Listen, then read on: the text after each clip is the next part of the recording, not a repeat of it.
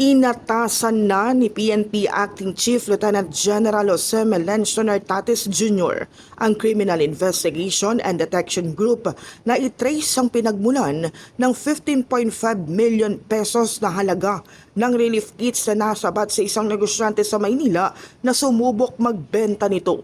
May logo ng DSWD ang mga nasabat na relief kits. Pinatutukoy sa CIDG ang buong supply chain mula sa pinagkunan nito hanggang sa iligal na pagbebenta sa black market. Ayon kay Nartates, hindi lamang iisang tao ang nasa likod nito, kundi posibleng bahagi ito ng mas malawak na operasyon.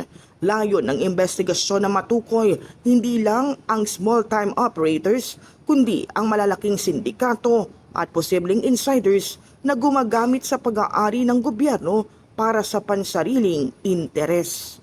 In the heart of changing lives, ako si Brigada Kath Austria ng 105.1 Brigada News sa FM Manila, the Music and News Authority.